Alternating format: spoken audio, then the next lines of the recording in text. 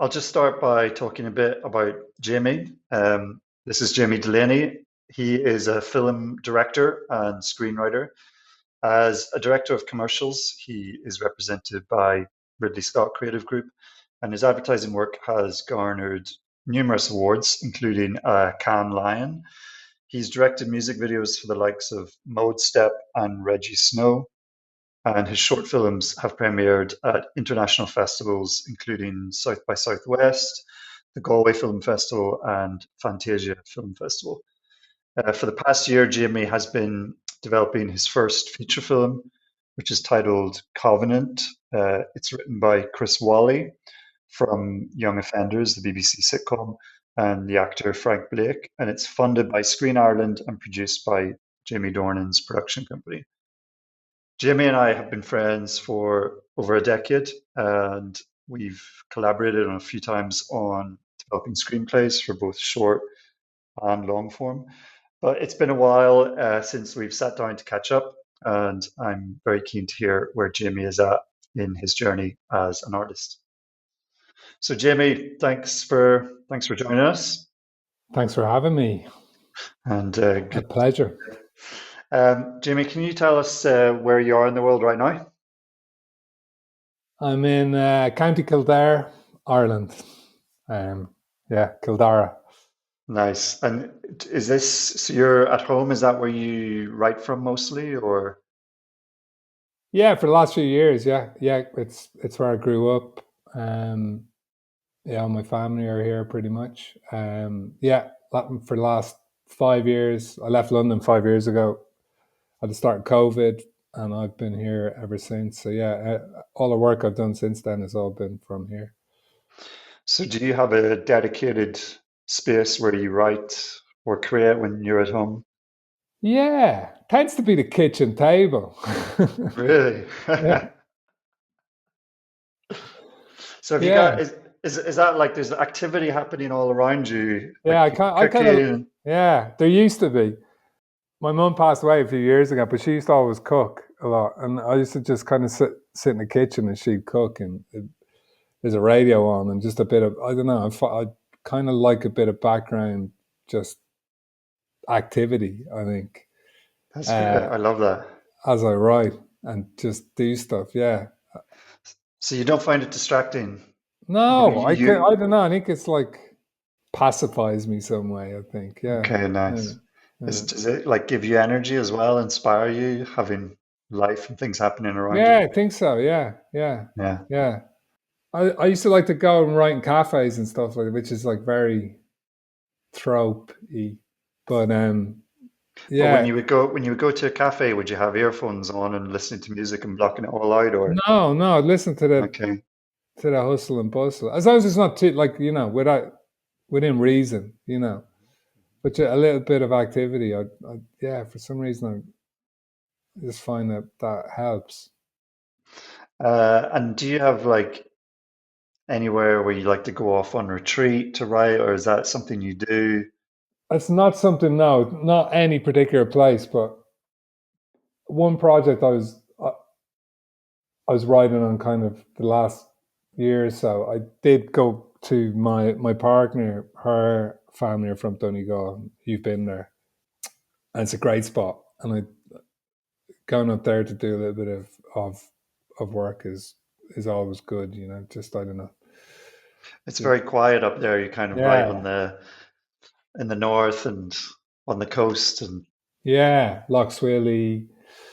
It's just there's a nice kind of you're kind of away from everything, but yet you're still like it's in a small town, so it's like there's a little bit of stuff to do as well. So it's kind of like you can grab a coffee. But what was yeah, that what was the project that you were writing when you were up there?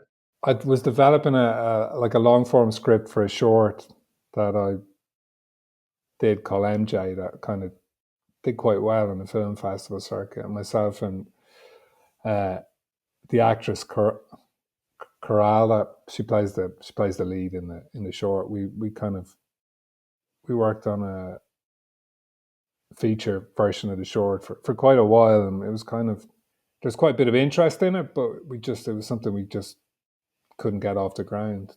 There's different producers involved and interest from various funding bodies and networks and stuff as well. But yeah, for some reason we kind of fell at the last hurdle every time with it. So yeah, but yeah, so I went to Donegal to write that.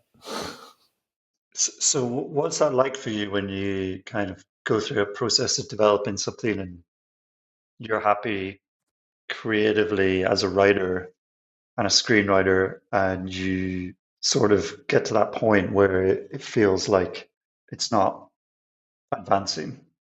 It happens a lot, so it's difficult. It's hard, you know. I think it's really frustrating, especially when you get close. You know, you think something's going to happen, and you kind of put a lot of work into something, and then you know it for whatever reason it doesn't come off. Yeah, it's really I think it's really challenging. It's one of the toughest things I think about this industry. Is just it's just really really hard to get work off the ground, and you can be working on something for a long long time. The signs are good, you know, and then it all just you know it fizzles out. It's yeah challenging, definitely really challenging. I think. So when you end up in a situation like that where you've been developing something or writing something for months or even longer, maybe you come to a realization, I don't think this is happening now. Is there a gap then between when you want to start something new, when you feel inspired to really dig into another idea? Do you need to have like a grieving period or? Yeah, I think depending on how many disappointments you have in a run, you know, I think I've always tended to have like different projects happening kind of all at once, you know, or things kind of happen simultaneously. So like if something drops off, I kind of can pick up Mhm. something else. But I think when you get quite and this can happen, you know, this can happen, does happen, and has you know happened to me. Especially like the last few years. I don't know. You can get a lot of disappointments, I think, in a row. It can be harder to pick yourself up from. I'm sounding really depressing. Well, no, I mean, I think it's interesting to hear this perspective as well. I suppose, one of the things I want to ask you is, do you make a distinction, in your own mind as a creative person between being a writer and being a director? Or is that Yeah, part of the same continuum for you? I mean, is there a part that you really want to be doing in terms of like the it's right? yeah.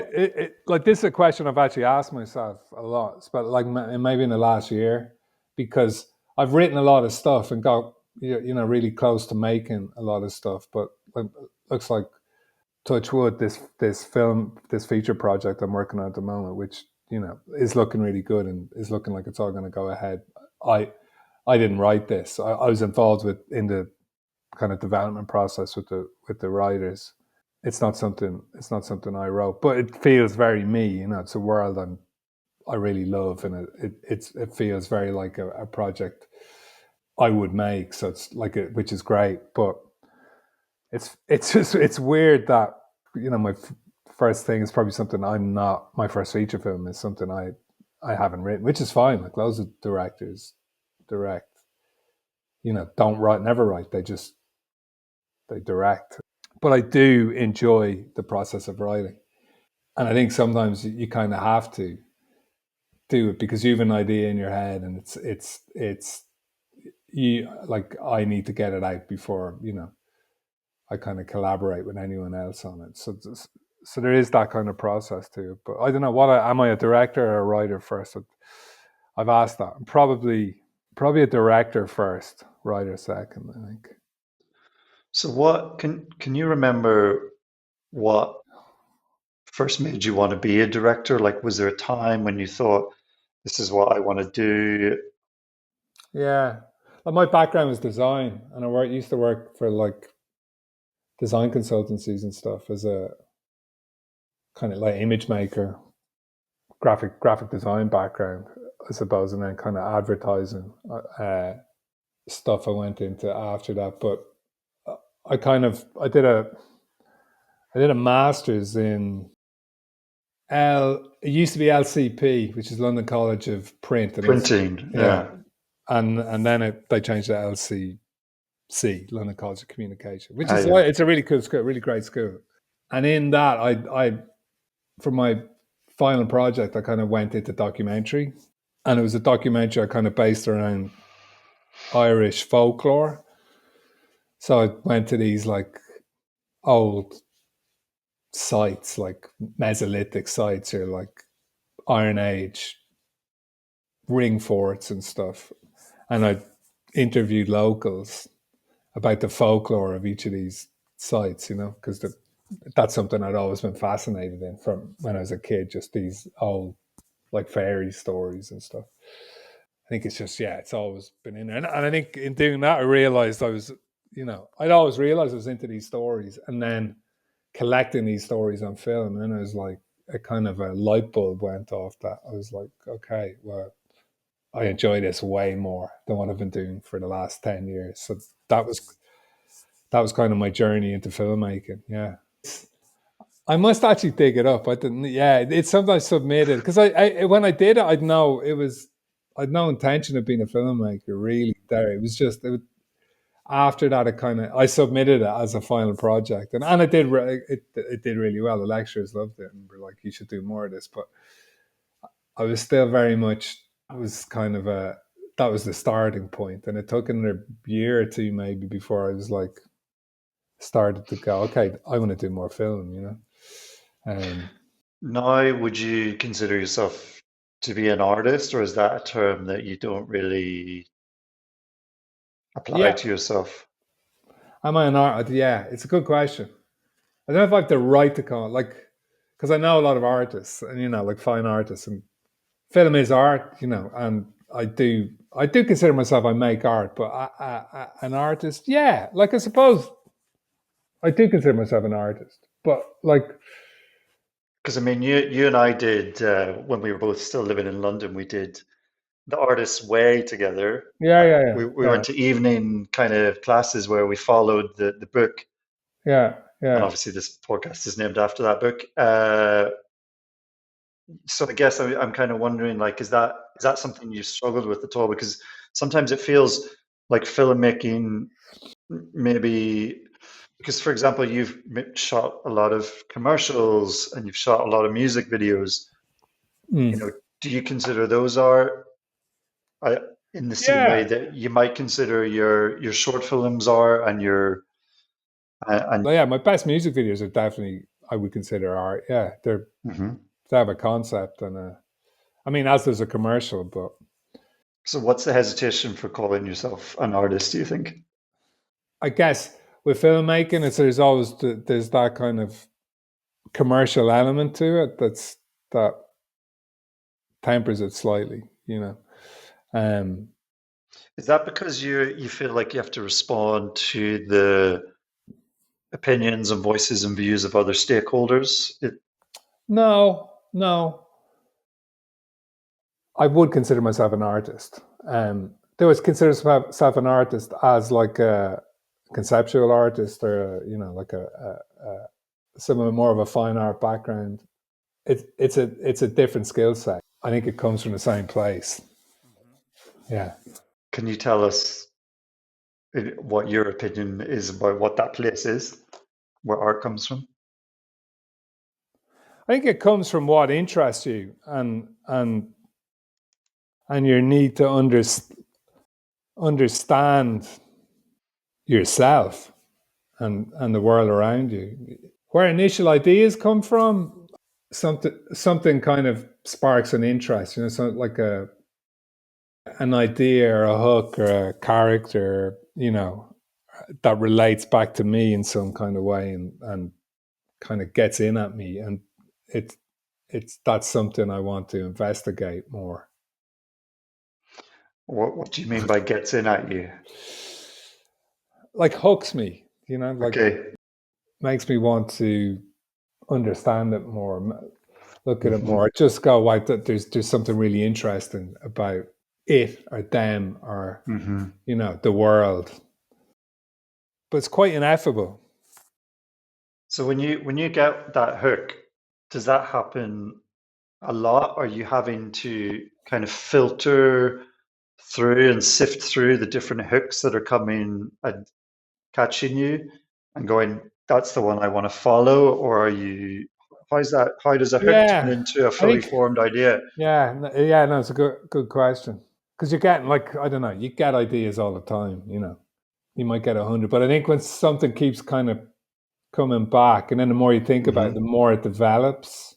That's the kind of way I think it works for me. I'm like, I keep coming back to it, or it keeps just popping into my Hmm. consciousness, in some way, and then I'm like, and then you see it from a slightly different angle, and you go, actually, that's more interesting, or and it just starts to kind of develop in your mind till it snowballs. Yeah, it won't leave you alone. Yeah, exactly. Yeah, it just That's cool. haunts you. That's great. I love that. I mean, I suppose this question is connected to that. Like, for you, is making art a choice or is it a compulsion? Yeah, I could do something else, but like I've had a really slow period, like with commercials and stuff, the last few years. Like I think everyone has. That world's kind of been really affected by you know Hmm. everything that's gone on. Hmm. Um, I was like, can I do something else? Hmm. But like, it's a question I've asked myself loads, but I don't think Hmm. I can. It's like it's something that there's a burning desire to to do this and tell stories. Like I love it, like I really do. Hmm. Um, Hmm. like it probably would be a lot easier just to not, just wrap it all up and do something that is full time and pensionable. Um, but it is a compulsion. Yeah, yeah. It's weird. It's weird the way it works. It kind of gets in at you, and you can't stop.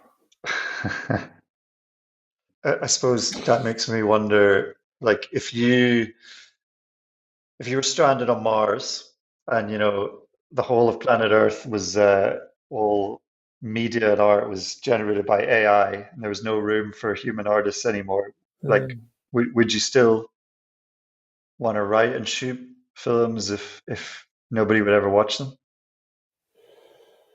yeah, I think I'd still be into story. Yeah, going back to me and like as a kid, that's all I ever wanted to hear was these like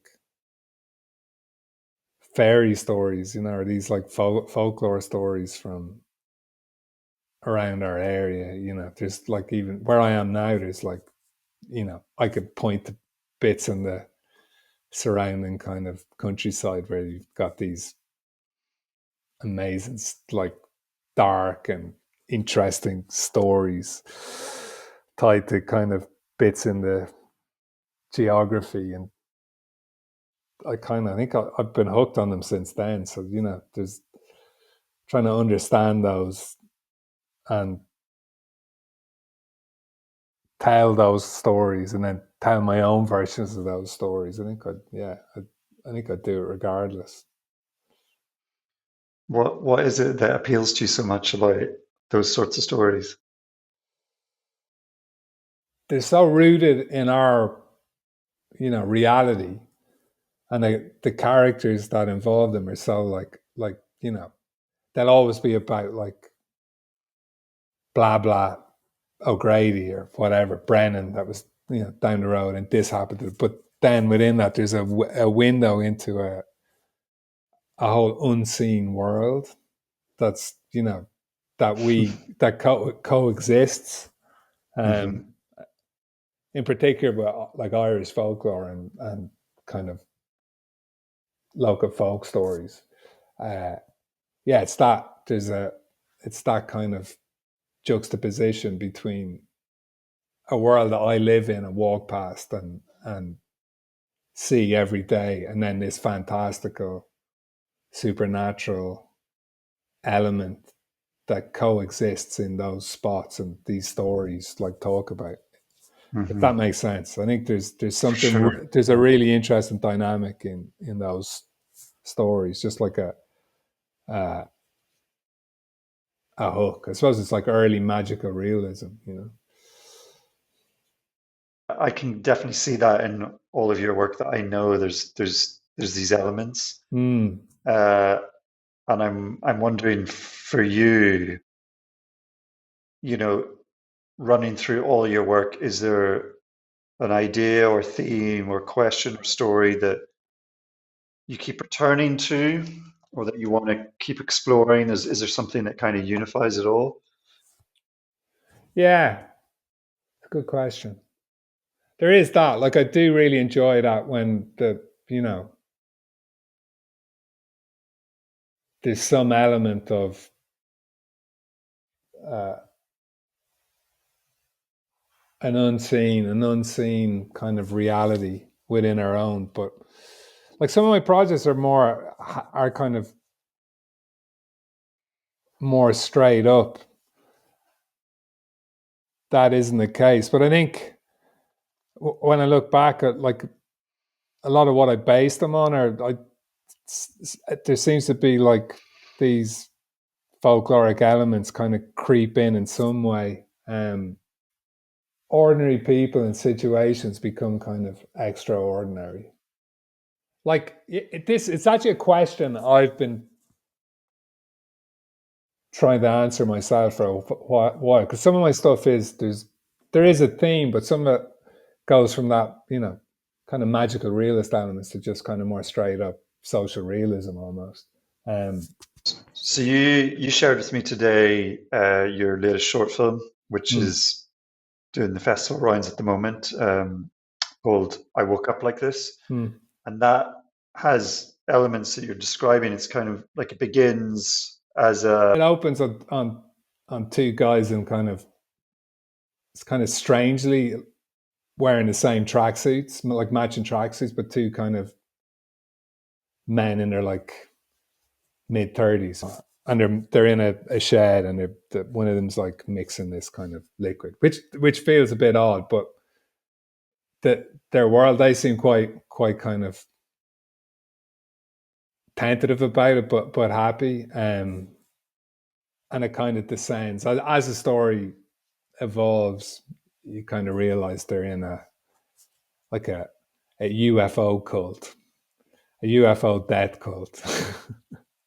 um, so it's kind of like yeah. Uh, uh, but the opening scene is they've administered this to members of the cult, and there's kind of they're in a jubilant.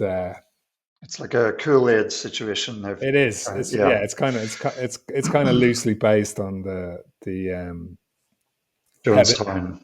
heaven yeah, and the Heaven's Gate cult, Hmm. which was like a UFO cult. Yeah, Okay, I haven't heard of the Heaven's Gate cult. yeah. Google that. It's Where were they?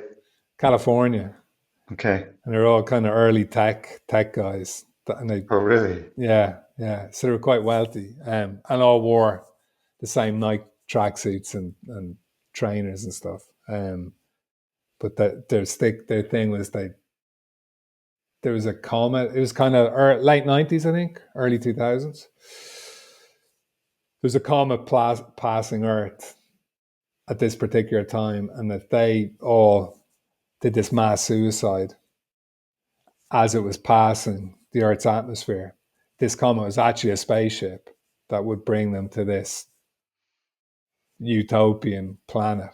And their souls could catch catch a ride with this spaceship. So yeah, So is that also something that interests you? Kind of yeah. I think but beliefs that maybe wouldn't be considered mainstream. yeah, I think characters, like really characters that push push the realms of their reality. I think that's something that's maybe a through line in a lot of my work. Yeah. For me, I also think you're interested in that because I think you you're of the view that it says actually a lot about all of us. Like I think you'd like to take extreme characters who maybe have delusional beliefs Mm. because you think that also says something about our society. And Absolutely, yeah, yeah, completely. Like I think that, like for instance, cults are really interesting, especially now. Like So I think, where we are politically and stuff, like, I think there's a lot of, and, with social media and those kind of social media companies, where there's a lot of vulnerable people, I think, being taken for a big ride, on a pretty large scale. So I think it's like, for me, that's like a cult like that is kind of a, a microcosm of the macrocosm. We're all in the big cult. Yeah, yeah, But it's interesting because also, in a lot of your work, you also suggest that what people are deluded about is actually real. So, it's like somebody will be in the forest and they are scared, but then they really see the ghost. So yeah, it's yeah, almost like you're yeah. kind of, is that something for you where you're like almost poking around and having a bit of fun with that? In the case of this latest short, he sees the these orb UFO kind of things but in the case of that, it's him. Hallucinating. We're showing his delusion, you know. Hmm. Hmm. Um,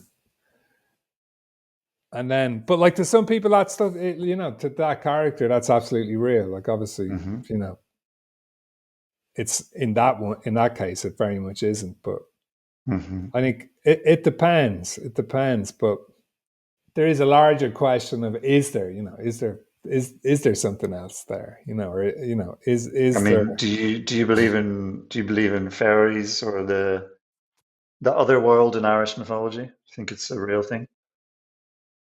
That's like crazy. Um,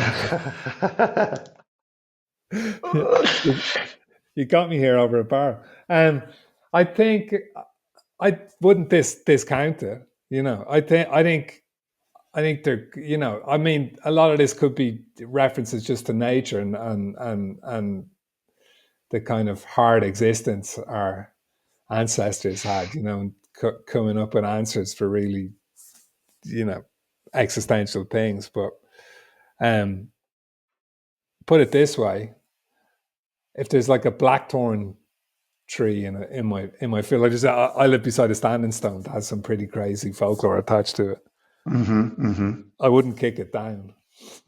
Hmm. Better safe than sorry. Yeah, I just think,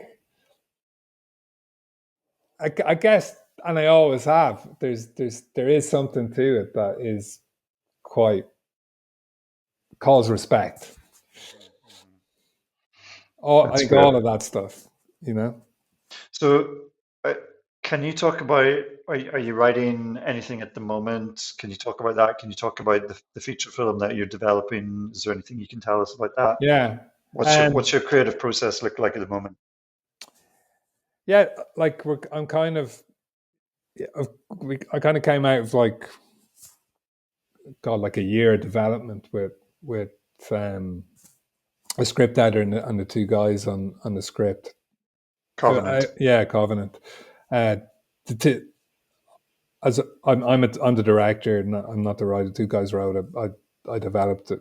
I was in the development process with them, which is really great. But it's actually really nice being able to, like, step back a bit from that and look at it kind of a bit more objectively than when you write it. So that was really good. Can you tell us a bit about what? Because I mean, I actually don't even, as a screenwriter, I don't even know what development from a director's point of view looks like. So can you tell us a bit? Yeah, so obviously the guys wrote the script, and it's their script, and um, it's a really great script. We had a script editor Hmm. on board that was made it all quite pointed, but it's very much a group process. It's just refining the scripts, seeing how I can play with what's there visually. If I can, if there's stuff written on the page that maybe we can be refined visually, or making sure it all adds up. So would you be all together in a room for this, or it's Yeah, happening? yeah. I mean, Yeah. a lot of it happened over Zoom, but yeah, Hmm. yeah. And breaking the script and just examining kind of every every bit of it. It was quite forensic, Hmm. the process, but like there was great material there already. I guess when the script started out, it was kind of more of a drama, and what I wanted to do was just I thought it felt like it was kind of leaning in a really good way, kind of some more genre thrillery, small T kind of thriller elements to it. And I thought it'd be really interesting to bring those out a little more, um, and just look at those conventions in that genre and try and see how we can lean into those slightly without there's a beautiful kind of organic um, reality to the script that tilting it into a full kind of thriller would have ruined. So it was like a just that very like a fine balance of just trying to bring out those elements. So I suppose that's what I was kind of trying to do in that process. So you're kind of going through line by line in the script and just testing, is this working? Is this doing what we want it to do? Yeah, less granular at that stage. There was like a couple of moments. Things that happened like characters, manipulating people and stuff that that we could lean into more just those moments of paranoia and tension and stuff. Like yeah, how do we heighten those or play those out for the most for all they're worth, Hmm. that kind Hmm. of stuff. And what about your own screenwriting? Are you working on something at the moment? Yeah, I haven't. I've wrote some shorts, and I did an MA in screenwriting over COVID, and I wrote quite a lot of stuff in that. So there's one project uh, I wrote in that's kind of it's kind of early stages, but hopefully something happens with it. So some producers are kind of looking at it at the moment, and kind of first draft stage. I mean, it's been through a few drafts, but it needs work, and it's kind of TV, so it'd be nice to involve like maybe another writer with it, which kind of we're looking at the moment. But um, I think that'll be my first kind of media writing project in a year, really. I think So, I took a step back because I kind of concentrated on this, the whole development process and just getting my head fully into this project like Covenant. Because it's like, touch wood, this is my first feature, and it feels like I really need just to focus on it and try hmm, and hmm. give it everything, really. When you're going to shoot a short or prepping for a feature, what does your prep look like? Do you storyboard? Do you plan ahead a lot? Um, yeah, actually, my last short I didn't storyboard purposely. I kind of wanted to be freer. That like I woke up like this. You just saw. I kind of I I did a shot list, but I myself and a cinematographer, a guy called Albert Hoy, who's great. He won Galway last year for best up and coming cinematographer. Um, we just wanted to be a bit freer. I think sometimes with storyboard, and I'd have everything prior to this. I kind of would always storyboard, but I just wanted to be just a little bit open to what was there, because it was kind of initially it was to be very much documentary kind of esque, very stripped back, but it kind of it kind of grew legs. I think it looks, but I think there is a kind of raw honesty to it, but it does feel very cinematic as well. The actors and the cinematographer and all the other talent who are there, do they inform the decisions that you'll make on the day as well?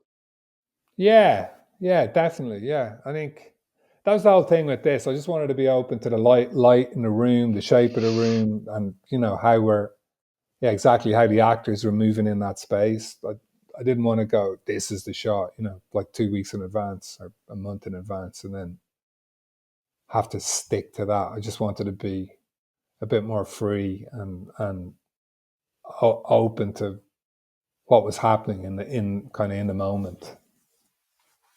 And in general, how do you find that, working with actors and cinematographers and lighting crew and everybody else, how does that Yeah, I love it. influence your creative process? I quite like stuff that's very. I like stuff that feels very kind of raw and real, but also beautiful. So I always try and strip back lighting and stuff as much as possible. And I suppose I use my instinct a lot, and I think that's something. Well, I'm kind of starting to trust more and more. How do you trust it? I think no, I think it's actually you go back to a bit like being an artist. I think it's it like that for me. This is knowing like what resonate. What feels like you. Like not trying to be Lynch or Hmm. um, Nolan or I don't know some other like there are something you've seen. I think when it comes from you and feels really like that feels like me. That's when I know my instincts are right. When it feels just very honest. For sure. You're not trying to be somebody else. I'm not trying to be somebody else. Yeah, yeah, Was there a point where you realized that's my voice? I have it, I've developed it. That is me. yeah. I think it's something you kind of. I think you need. I think that's the thing with film. I think it is like a bit of a craft, and I think it's something you have to do quite a bit and play around, and then kind of find it. I think. Was there like an aha moment for you where you looked at something and you said, that's me now. It. I get. I think this short visually is feels very me. I think that like with a lot of my shorts, I think you know, I've I've tried to keep it really simple and that aesthetic. And there's stuff I've done with maybe more music videos and stuff where I've experimented more and it hasn't. I've tried to maybe, I don't know, do stuff I'm not that comfortable with. Um, and it always just feels like I'm pushing too hard or, trying too Hmm. hard. I think it's Hmm. when something feels effortless. Hmm. Um, that's kind of when I know. It's funny when I started out, I kind of knew what my style was, I think, or what resonated with me. And then I think maybe I experimented and kind of lost it. So it's kind of like a maybe Coming back home, full circle. yeah, exactly, come back to yourself. So that kind of brings me to the question of like what do you consider your biggest influences, and how did you develop your style before you were making films? Like, were you inspired by other filmmakers? Were you inspired by other art forms and creators outside of film and screenwriting? Well, like story wise, again, I was like, I think I still love like Irish mythology and hearing those stories and um, folk folklore is I think that's been a massive influence on me. Um, And then films I watched as a kid, I think are particularly poignant for me. Like, growing up in that era of like kind of a classic Hollywood um, summer blockbuster, like Spielberg and Hmm. that kind of larger than life cinematic storytelling, I think is not there was always a slight fantastical element to some of that stuff as well. I think is imprinted on me. Hmm. There's Um, always, there's always a sense of like something more is going on, something bigger. yeah, yeah. Yeah. Like George Lucas, those like myself, my brothers, my cousins. We used to go to cinema like twice a week, and we'd watch everything that came out, Indiana Jones, and um, and Irish like from commitments and all that kind of stuff. Like film's always been something I've had. I've just always watched movies, and from more arty stuff to like straight up Hollywood stuff. Is there one filmmaker that I'm really like? I think Ken Loach, I think, was probably like his especially his earlier stuff. Like Kaz, I think that movie was really, I find really interesting. Just the look and the character, and what it was trying to say, what it was saying. I think his his stuff is always interesting me. But then, like as I said, I think Spielberg's probably one of the biggest influences on me, actually. Which I know probably sounds terrible, but just being honest, I think Not it's at all. those movies you see as a kid are just so, Very influential for yeah, sure. they're so For important. sure. Like that's why that's, yeah. Video nasties as well. I've always had a thing for like What for those who don't know, what is a video nasty? just those like 80s ultra kind of gruesome B movie horrors, that were, a lot of them were kind of banned. Stuff like Hellraiser, Nightmare on Elm Street, uh, and then Texas there's Chainsaw Massacre. Texas Chainsaw Massacre. Those kind of, there's a whole kind of punk rock kind of DIY element to all that kind of stuff that made it feel very doable. So is that because So, that's the other thing I wanted to ask you is about like how, art outside of film inspires you. I know you're into punk rock. yeah, yeah, yeah. Do you bring in those outside influences? Yeah, I think so. Like, I think a lot, that's the thing. I think a lot of the characters I'm interested in, and they're characters on the outside of kind of society, I think, or they're people, they're kind of liminal people, people that are other people would talk about. Hmm. The oddballs, Oddballs the ones and you have to worry about. and people that kind of fall between the cracks. It's not always them, it's like sometimes they fall, circumstances make them fall between the cracks. But yeah, I think that's very like punk rock, I think. Hmm. Hmm. Quite counterculture. Hmm. So, yeah, that's an interesting lead into my next question, which is what role do you think art plays in society today? And how do you see the role of art in a flourishing society? It's funny, isn't it? Because we're kind of getting into the stage now where art is almost starting to get banned again, especially like certain political figures are like, are trying to censor and denigrate certain art and artists and certain types of art. Um, I think, yeah, I think art's really important. I think, especially now, it's funny, like punk rock now probably makes more sense now than it ever did in the 70s or 80s, So yeah, and I think visual artists, film, like I think it's probably really, really important to tell a counter narrative at the moment.